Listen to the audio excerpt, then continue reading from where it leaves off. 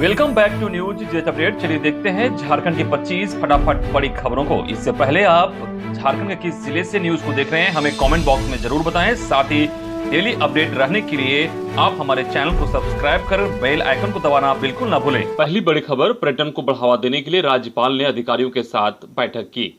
जानकारी के मुताबिक झारखंड में पर्यटन क्षेत्रों को विकसित करने के उद्देश्य से राज्यपाल रमेश बैस ने राज्य सरकार के आला अधिकारियों के साथ बैठक की। राजभवन में हुई इस बैठक में पर्यटन सचिव अमिताभ कौशल सहित कई अधिकारी मौजूद थे। इस मौके पर राज्यपाल ने कहा कि राज्य में जिस तेजी से पर्यटन के क्षेत्र में विकास होना चाहिए था उतना नहीं हुआ है। राज्य में पर्यटन की अपार संभावनाएं हैं। यह राज्य के विकास और राजस्व में अहम भूमिका का निर्वाह कर सकता है। राज्यपाल ने कहा कि प्रकृति ने प्रदेश को असीम खूबसूरती प्रदान की है, हमें उस पर गौर कर विकसित करने की आवश्यकता है। अगली बड़ी खबर, आंदोलनरत सहायक पुलिसकर्मियों की मांग पर राजनीति शुरू, बीजेपी ने सरकार पर साधा निशाना। संविदा पर नियुक्त राज्य के सहायक पुलिसकर्मी 27 सितंबर से अनिश्चितकालीन अनशन पर हैं। 15 दिनों से लगातार मोरहाबादी मैदान में, कई तंबू में तो कई खुले आसमान में रहकर अपनी मांगों को पूरा करवाने के लिए आंदोलन कर रहे हैं। इन सहायक पुलिस कर्मियों से अब तक सत्ता पक्ष का कोई नेता मिलने तक नहीं पहुंचा है। विपक्ष जरूर इस मुद्दे पर सरकार को घेरने के लिए मुखर है। इसके बावजूद सरकार की ओर से इनकी मांगों को लेकर अब तक कोई वार्ता या पहल नहीं की गई है। आंदोलनरत सहायक पुलिसकर्मियों की मांग पर राजनीति तेज हो गई है। सोमवार को भाजपा शिष्टमंडल ने राज्यपाल से मिलकर सहायक पुलिसकर्मियों की मांग पर हस्तक्षेप करने का आग्रह कर सियासी चाल चलने में कोई कसर नहीं छोड़ी। अगली खबर, झारखंड कोरोना अपडेट। राज्य में पिछले 24 घंटे में मिले 13 नए कोरोना संक्रमित। ये 13 संक्रमित राज्य के 3 जिलों में मिले हैं, जिनमें सबसे अधिक रांची में 11, धनबाद में 1 और पश्चिमी सिंहभूम में 1 संक्रमित मिले हैं। वहीं पिछले 24 घंटे में राज्य भर में 8 मरीज स्वस्थ होकर घर लौटे हैं, जिनमें गढ़वा से 2, रांची से 6 कोरोना संक्रमित ठीक होकर घर लौटे हैं। कुल सक्रिय केस की बात करें तो राज्य के 12 जिलों में 113 सक्रिय मामले हो गए हैं, जिनमें बोकारो में अभी वर्तमान में 2 हैं, चतरा में 3, देवघर में 4, धनबाद में 6, पूर्वी सिंहभूम में 32, जामताड़ा में 3, खूंटी में 3, लोहरदगा में 2, रामगढ़ में 5, रांची में 45, सरायकेला में 3 और पश्चिमी सिंहभूम में 1 नए कोरोना संक्रमित सक्रिय हैं। अगली खबर, रांची के रिम्स अस्पताल के शासी परिषद की बैठक में कई अहम मुद्दों को मिली मंजूरी। स्वास्थ्य मंत्री की अनुशंसा पर हो सकेगा मुफ्त में गरीबों का 5 लाख तक का इलाज। खबर के मुताबिक झारखंड के सबसे बड़े सरकारी अस्पताल रिम्स के 92वें शासी परिषद की बैठक सोमवार को हुई। राज्य के स्वास्थ्य मंत्री बन्ना गुप्ता की अध्यक्षता में इस बैठक में कई फैसले लिए गए। इसके तहत तय किया गया कि झारखंड राज्य अंतर्गत वैसे मरीज जिनके पास कोई कार्ड उपलब्ध नहीं है, वैसे निर्धन मरीजों को निःशुल्क चिकित्सा सुविधा दी जाएगी। इसके तहत अधीक्षक के स्तर पर 50,000 रुपये तक का इलाज मुफ्त हो सकेगा, जबकि निदेशक के स्तर तक 50 से 1 लाख तक का इलाज हो सकेगा। वहीं जबकि अध्यक्ष शासी परिषद सह विभागीय मंत्री की अनुशंसा पर 1 लाख रुपये से 5 लाख रुपये तक का इलाज मुफ्त में लोगों का हो सकेगा। रिम्स के तहत 10 वर्षों से अधिक से कार्यरत दैनिक कर्मियों के नियमानुसार समायोजन पर स्वीकृति दी गई। इसके अलावा 20 बेड वाले पीपी मोड पर डायलिसिस यूनिट का अधिष्ठापन पर सैद्धांतिक अनुमोदन किया गया। इसके अलावा कोरोना की तीसरी लहर को देखते हुए शिशु रोग विभाग में आवश्यक उपकरण के क्रय की स्वीकृति दी गई। ट्रामा सेंटर में आवश्यक पदों के सृजन पर सैद्धांतिक सहमति दी गई। वहीं पीईटी सीटी स्कैन को निजी संस्था बर्लिन डायग्नोस्टिक व डे केयर के साथ इकरारनामा किए जाने पर स्वीकृति दी गई। कैंसर मरीज को रेडियोथेरेपी हेतु आवश्यक उपकरण के क्रय पर स्वीकृति दी गई। ऑर्थो डेंटिस्ट के पद स्थानांतरण पर स्वीकृति दी गई। वहीं 128 स्लाइस स्कैन मशीन लगाने की भी स्वीकृति दी गई। इसके अलावा मेडिसिन विभाग के स्थापना की स्वीकृति दी गई है। इसके अलावा रिम्स अंतर्गत निजी प्रैक्टिस के जांच हेतु निजी खुफिया एजेंसी का चयन पर सैद्धांतिक स्वीकृति दी गई। यह भी तय किया गया कि रांची यूनिवर्सिटी की तर्ज पर विभागाध्यक्ष के पद पर रोटेशनल बेसिस पर अधिकतम 2 वर्षों तक पदस्थापन पर सैद्धांतिक सहमति दी गई है। रांची से एक बड़ी खबर आ रही है, जहां बेकाबू कार ने 8 को रौंदा, एक गंभीर। हरमू रोड में सोमवार रात 8 बजे पुरानी रांची के समीप एक बेकाबू कार ने 5 महिलाओं समेत 8 लोगों को रौंद डाला। हादसे में फुटपाथ पर सब्जी की बिक्री करने वाली सीता टोप्पो की हालत देर रात तक गंभीर बनी हुई थी। उसे रिम्स के न्यूरो सर्जरी वार्ड में भर्ती कराया गया है। घटना के बाद मौके पर मौजूद लोगों के बीच अफरा तफरी मच गई। घटना के बाद हरमू रोड पर कुछ देर तक जाम लग गया। गुस्साए लोगों ने कार सवार 2 युवकों को पकड़ लिया और जमकर पिटाई की। हरमू काली पूजा स्वागत समिति के सदस्यों की तत्परता से मौके पर पहुंची पुलिस ने भीड़ के हत्थे चढ़े कार सवार युवकों की जान बचाई और इलाज के लिए अस्पताल भेजा। प्रत्यक्षदर्शियों के मुताबिक कार पर सवार लोग संभवतः नशे में थे। कार में गांजा, अंग्रेजी शराब, ड्रिंक, सिगरेट आदि रखा हुआ था। अगली खबर, 9वीं से 12वीं तक की परीक्षा के लिए बनेंगे परीक्षा केंद्र। राज्य में मैट्रिक और इंटर के साथ साथ 9वीं और 11वीं की परीक्षाएं 2 बार होनी है। दोनों परीक्षाओं के संचालन की जिम्मेदारी जैक को दी गई है। इन परीक्षाओं के लिए अलग अलग परीक्षा केंद्र बनाए जाएंगे। यह परीक्षाएं होम सेंटर में नहीं होगी। पूर्व में सिर्फ मुख्य परीक्षाओं के लिए ही परीक्षा केंद्र बनाए जाते थे, लेकिन इस बार नवंबर-दिसंबर में होने वाली परीक्षा के लिए भी परीक्षा केंद्र बनाए जाएंगे। कोविड को देखते हुए परीक्षा केंद्र का निर्धारण किया जाएगा। जिला के साथ साथ अनुमंडल और प्रखंडों में भी परीक्षा केंद्र बनाए जाएंगे। जैक संबंधित स्कूल कॉलेजों के नजदीक के स्कूल कॉलेजों में ही परीक्षा केंद्र बनाने की तैयारी में है, ताकि छात्र छात्राओं को परेशानी ना हो सके। अगली खबर, निजी स्कूलों की मान्यता के लिए जमीन बाध्यता और फिक्स डिपॉजिट समाप्त करने की मांग। झारखंड प्रदेश पासवा का प्रतिनिधिमंडल प्रदेश अध्यक्ष आलोक कुमार दुबे के नेतृत्व में शिक्षा सचिव राजेश कुमार शर्मा से मुलाकात की, जहां प्रतिनिधिमंडल ने बताया कि आरटीई कानून में रघुवर सरकार द्वारा अप्रैल 2019 में निजी स्कूलों की मान्यता को लेकर जो कानून में संशोधन किया गया है उसे निरस्त किया जाए। साथ ही उन्होंने पूर्व की सरकार में संशोधित नियमावली के तहत निजी स्कूलों की मान्यता हेतु जमीन की बाध्यता समाप्त करने, मान्यता हेतु आवेदन निरीक्षण शुल्क एवं फिक्स डिपॉजिट समाप्त करने, वर्तमान भवन में संचालित स्कूलों को यथावत स्वीकृति दी जाने की भी मांग की। मौके पर ज्ञापन भी सौंपा गया। प्रतिनिधिमंडल में पासवा के प्रदेश उपाध्यक्ष अरविंद कुमार, महासचिव दिवेश राज, महानगर पासवा अध्यक्ष डॉक्टर सुषमा क्रिकेटा, संजय कुमार, अरविंद प्रसाद, मुजाहिद इस्लाम उपस्थित थे। अगली बड़ी खबर, पारा शिक्षकों के साथ एक बार फिर धोखा हुआ, फिर बढ़ गई तारीख। जानकारी के मुताबिक एकीकृत पारा शिक्षक संघर्ष मोर्चा का शिष्टमंडल मंत्री जगन्नाथ महतो के बुलावे पर उनसे मिलने उनके रांची स्थित आवास पहुंचा, जहां मंत्री ने शिष्टमंडल को बताया कि माननीय मुख्यमंत्री जी राज्य से बाहर होने के कारण आज भी निर्णय नहीं कर पा रहा हूं, अन्यथा आप लोगों से चर्चा के बाद आज ही नियमावली को फाइनल कर आगे प्रक्रिया में भेज देता।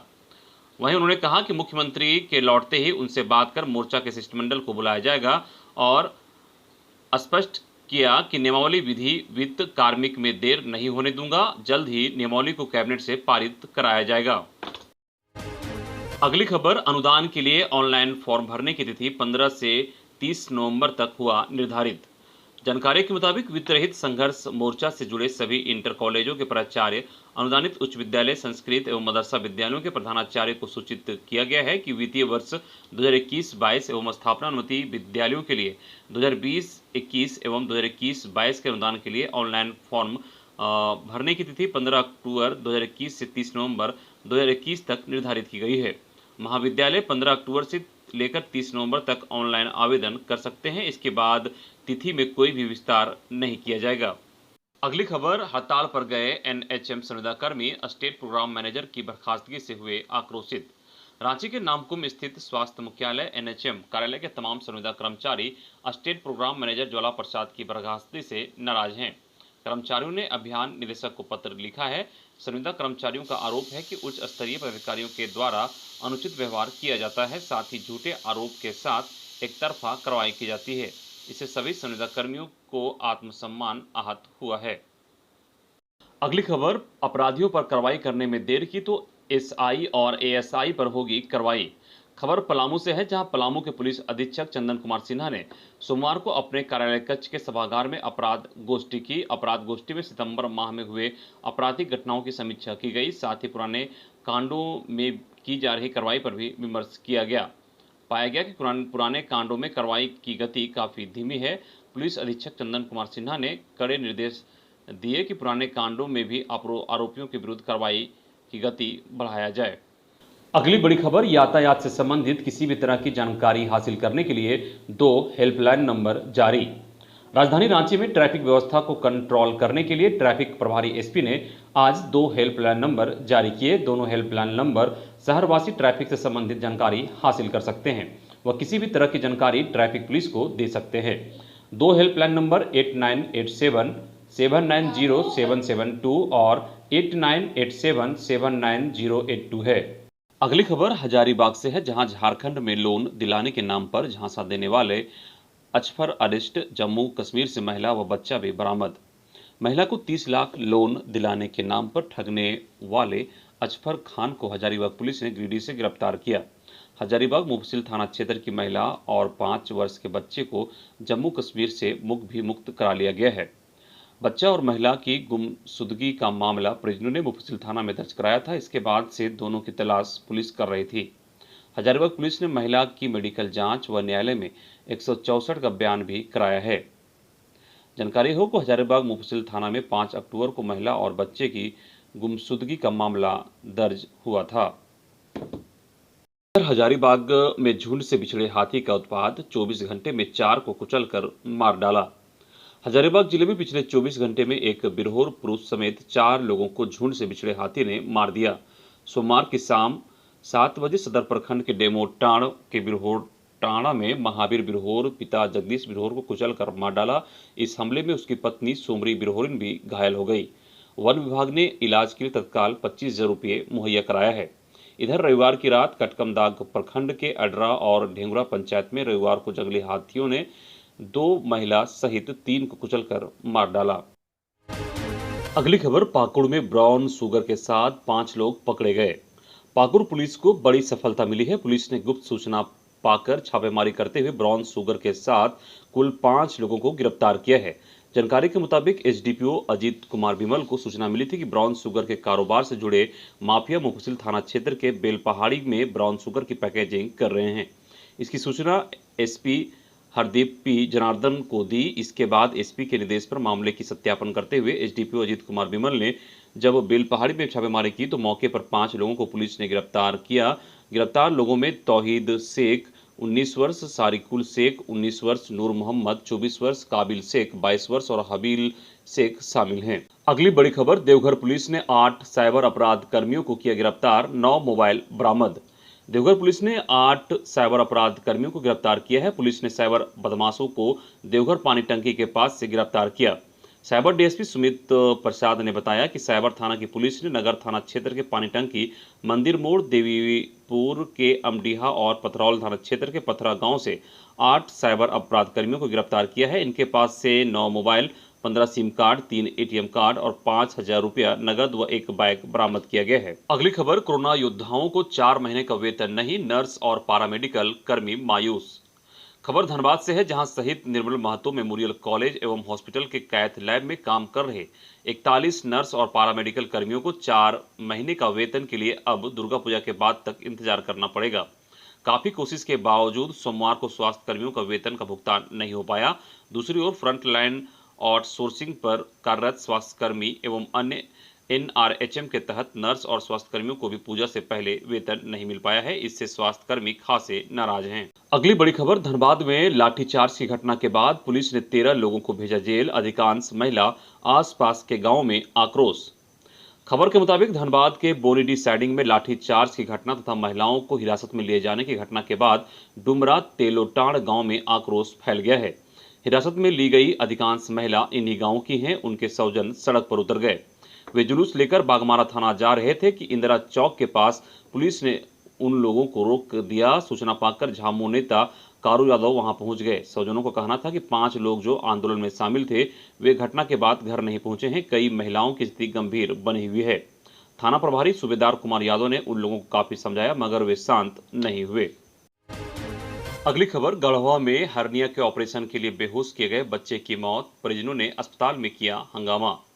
गढ़वा शहर के रंका मोड़ के समीप संचालित निजी अस्पताल सरस्वती चिकित्सालय में सोमवार की शाम ऑपरेशन के दौरान कल्याणपुर निवासी मंजूर अंसारी का 2 वर्षीय पुत्र आहिल रजा की मौत हो गई। बच्चे की मौत के बाद परिजनों ने अस्पताल में जमकर हंगामा किया। परिजनों का आरोप था कि ऑपरेशन के लिए बच्चा को बेहोश किया गया, उसके बाद बच्चा होश में नहीं आया। अगली बड़ी खबर, आंगनबाड़ी केंद्रों में सेविका सहायिका का चयन 22 अक्टूबर से। बोरियो प्रखंड के 9 आंगनवाड़ी केंद्रों में सेविका सहायिका के रिक्त पदों पर चयन के लिए आम सभा की तिथि तय कर दी गई है। इसके लिए सीडीपीओ रेवा रानी ने निर्देश जारी कर दिया है।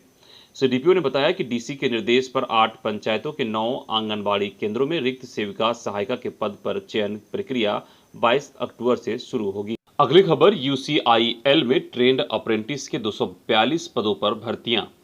खबर के मुताबिक यूरेनियम कॉर्पोरेशन ऑफ इंडिया ने ट्रेड अप्रेंटिस के पदों पर भर्ती के लिए इच्छुक उम्मीदवारों से आवेदन आमंत्रित किए हैं। इच्छुक अभ्यर्थी 29 अक्टूबर तक आवेदन कर सकते हैं। ऑनलाइन आवेदन करने के इच्छुक अभ्यर्थी यूसीआईएल की वेबसाइट ucil.gov.in पर जाकर आवेदन कर सकते हैं। अभ्यर्थियों को सलाह है कि आवेदन करने से पूर्व पूरा भर्ती नोटिफिकेशन जरूर पढ़ें। इस भर्ती अभियान के तहत कुल 242 रिक्तियों को झारखंड क्षेत्र के सभी इकाइयों में भरा जाना है। इनमें से 108 पद जादूगुड़ा यूनिट, 54 पद नरवा पहाड़ यूनिट और 80 पद तुरांदी इकाई के लिए निर्धारित है, जिसकी उम्र सीमा 18 से 25 वर्ष तक के अभ्यर्थी आवेदन कर सकते हैं। वहीं शैक्षणिक योग्यता की अगर हम बात करें तो अभ्यर्थी को 10वीं या मैट्रिक पास होने के साथ ITI की परीक्षा भी संबंधित ट्रेड में पास होनी चाहिए। अगली खबर, ऑनलाइन कर सकते हैं आधार में अपना नया एड्रेस अपडेट, फॉलो करें स्टेप बाय स्टेप ये प्रोसेस। मौजूदा वक्त में आधार कार्ड सबसे जरूरी दस्तावेजों में से एक है। फिर चाहे आपको बैंक में खाता खुलवाना हो या फिर किसी सरकारी सुविधा का लाभ लेना हो या फिर किसी तरह का कोई अन्य जरूरत, आधार कार्ड चाहिए होता है। लेकिन कई बार ऐसा देखने को मिलता है कि हमारे आधार कार्ड में हमारा जो पता है वह कहीं और का दर्ज होता है और हम कहीं और रह रहे होते हैं। ऐसे में हमें आधार कार्ड में एड्रेस अपडेट करना बेहद ज़रूरी हो जाता है। इसके लिए हमें आधार कार्ड पर ऑनलाइन तरीके से अपने एड्रेस को अपडेट करने के लिए सबसे पहले आपको UIDAI की आधिकारिक वेबसाइट https://uidai.gov.in पर जाना होगा। वहां पर आपको माई आधार का एक टैब दिखाई देगा। माई आधार के टैब पर क्लिक करने पर दूसरी पंक्ति में आपको अपडेट योर आधार का ऑप्शन दिखेगा। अब आपको अपडेट के ऑप्शन में जाकर वहां तीसरे ऑप्शन योर एड्रेस ऑनलाइन पर क्लिक करना होगा। इस प्रक्रिया के बाद एक नया पेज खुलकर सामने आएगा। उस पेज पर आपको प्रोसीड टू अपडेट एड्रेस के विकल्प को चुनना होगा। इसके बाद आपके सामने एक नया पेज खुलेगा। इसके बाद आपको उस पेज पर अपना आधार नंबर इंटर करके कैप्चा वेरिफिकेशन करना होगा। इसके बाद आपको एक OTP भेजा जाएगा आपके मोबाइल में, जिसके बाद आपके आधार रजिस्टर मोबाइल नंबर पर एक OTP का मैसेज जाएगा। उस OTP को दर्ज करने के बाद आपको डाटा अपडेट रिक्वेस्ट के विकल्प का चुनाव करना होगा। इस प्रक्रिया के बाद आप एड्रेस वाले विकल्प को चुनकर अपने नए पते को अपडेट कर सकते हैं।